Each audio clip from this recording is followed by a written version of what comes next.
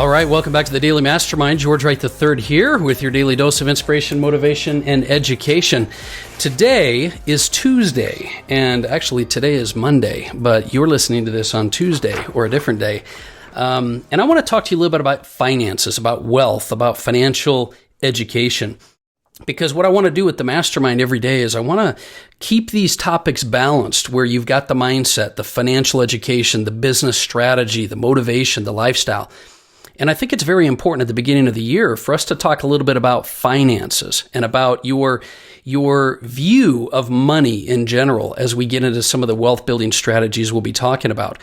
So I have a topic I want to talk to you about today, and it's going to be one that will take up our entire time. So I'm going to try to speak a little quickly because it's one that I want to really emphasize heavily, and that's your money blueprint. See, I had some time I spent working very closely with Harv Eker. I'm a big fan of Harv's. I love his book, The Secrets of the Millionaire Mind. For the longest period of time, I did events and education for financial education groups. And it wasn't until I met Harv that I really started to understand why certain people were successful with strategies with money and other people weren't. See, what Harv had taught me is that money is a result. Money is a result. And most of us are chasing money, but money is actually the result. And so I highly recommend you get his book, The Secrets of the Millionaire Mind. But I want to talk to you a little bit about that today. Because what I learned over time is that we live in this world of duality, as Harv puts it, where, everything, up, down, left, right, hot, cold. Money is no different. There's always two sides, and that is that there's an inner game of money and there's an outer game of money. The outer game is the business strategies and tools and techniques and real estate and stock investing and business and everything else that you would normally use to chase the strategies of money and wealth. But what you have to understand is it's your inner game and your inner beliefs about money that are going to bump up against those strategies you may be applying to money. So where you may be thinking this year, I want to earn more money, I want to create more wealth, I want to get out of debt. What you have to realize is that we live in this world of duality, and if you're not working on your inner money game, your outer money game is going to suffer. It's not enough to be the right, in the right place at the right time. You got to be the right person at the right place at the right time. So how do you view money? What are your habits? What are your traits, your thoughts, your feelings? How do you view money overall? Maybe you've never thought of that. Because your income is only going to grow in direct proportion to you, to the way you grow. And why is that? Why is it that that's even a thing? Well, we've all heard, it's real because people that have won the lottery and lost it all, right away, or people that have earned more money, but somehow sabotage themselves and come back to a place where they're not earning the money. And that's because they haven't developed their inner money game as much as they have their outer money game. And then on the other hand, you find people like millionaires and billionaires, people like Trump you all know that if Trump was to lose everything tomorrow, it wouldn't take him long to get back on top of the game, because that's what people that have expanded their money blueprint or their financial thermostat have developed. And that's a great example. For example, where is your financial thermostat? Where is your inner money game set? And what I mean by that is there's a difference between a thermometer and a thermostat. A thermometer takes your temperature and it tells you where you're at. Where are you at with your wealth and your money and things like that? A thermostat, as well as I do, that you can go in and heat up a room, but that room over time is going to gravitate back to where that thermostat is set. If your thermostat is set low, if your income and your money blueprint is set low, that thermostat internally, your beliefs and your feelings are going to continually bring you back to where it's set. And that's why that's so important. That's why it's so important to learn this lesson as you want to accumulate more wealth and income and success, that money is a result of your inner game. Well, look, and that's the same in all of life, right? Wealth is a result, health is a result, your weight is a result. I think you're learning more and more and more that your inner game is going to determine where your results in your life are. Your weight, your happiness, your fulfillment, your success, your skills, your mastery.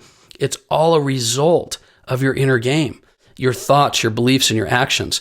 And why is this? Well, it's because Your deep-rooted thoughts and emotions are going to create feelings when you're doing things, and those feelings will drive your actions, which create your results. So if you don't believe that you can be successful, if you don't truly have an emotional grounding in the fact that you believe that you can create success, well, then you're not going to put in the time and energy and effort. You know that as well as I do. I mean, just ask yourself this.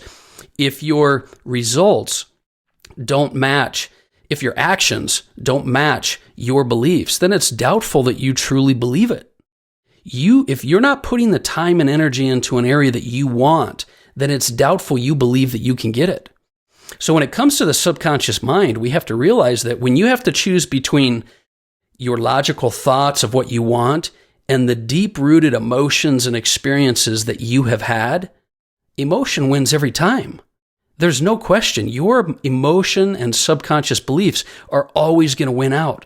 So you have to learn to change your beliefs and your actions and your activities. And it takes time, and it takes effort, and it takes conscious awareness of what you're trying to create so that you can create habits that will increase your money blueprint, that will increase your feelings and your thoughts around wealth. So Harv goes on in his book to give 17 wealth files. And I'm going to actually blitz through these super quick for you. I know we're doing a lot today, but this is, these wealth files are the difference. They're a contrast. One of the ways you can learn and grow is to analyze the way you think versus the way others think, right? And he gives these 17 wealth files as an example of how rich people think and how poor people think. Now, don't get caught up in the semantics here. We're not putting any kind of weight on whether rich or poor is better or worse. What I'm trying to say is that people that accumulate wealth, if you're someone on this podcast looking to accumulate wealth and success in a monetary side, you have to think differently, and you have to think differently than people that don't have a higher money blueprint. So let me go through these 17 wealth files with you just to get you thinking. What is it how do you view money?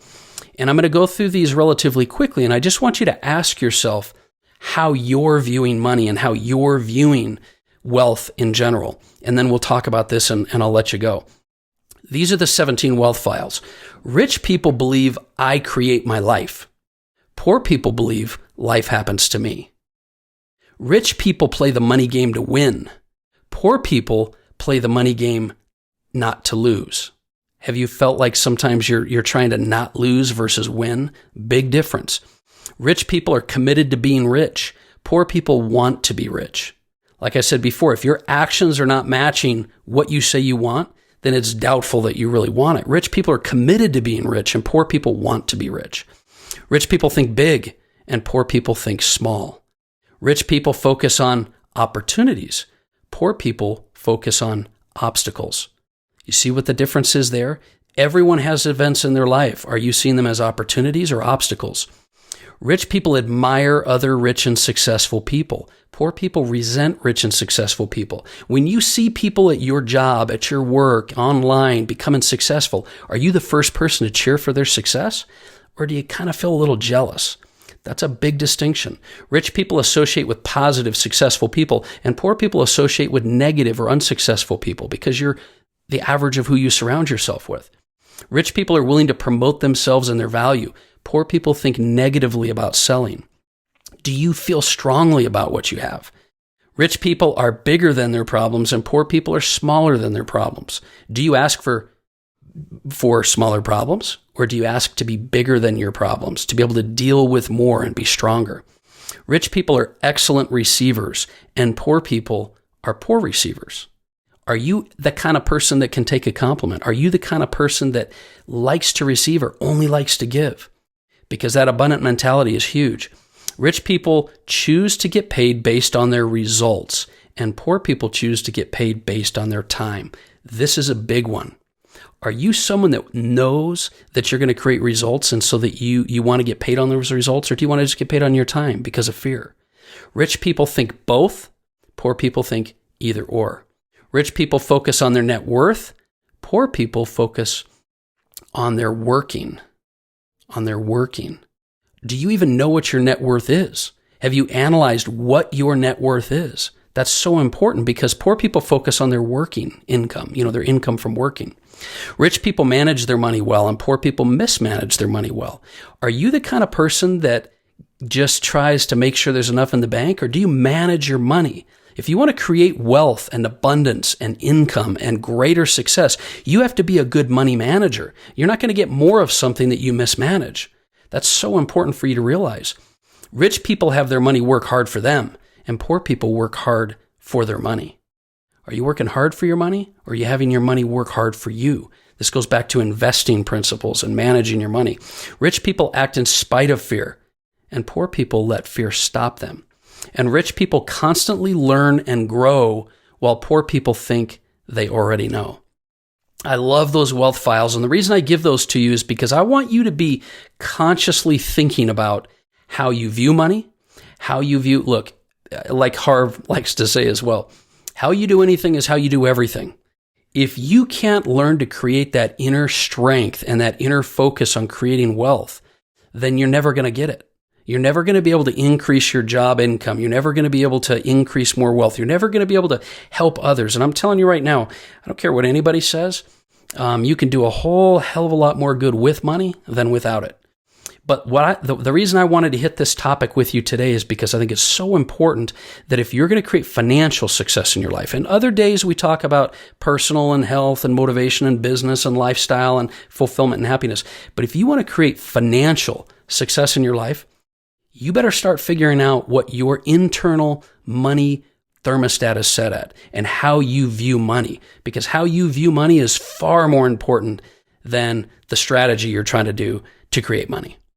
So I hope that's something that'll help you out. Listen, I want you to do yourself a favor. Go to jointheevolution.com, jointheevolution.com. This is a website URL we set up with a free book. It's the book I talked about yesterday, Creating Your Ultimate Destiny from Robert Stuberg, and it's free. We have 100 copies of it. We're going to give them away. You just pay the shipping and we'll ship it to you. I think you're going to find that there's a lot of things that can help you to adapt the way you view money, the way you view your destiny if you get that book. So I hope that's something that'll help you. I hope these ideas can help you, and I hope you have an amazing week. I look forward to talking with you a little bit more tomorrow as we hit the middle of the week. And until then, have a great week. This is George Wright III, and this has been the Daily Mastermind. Talk to you tomorrow.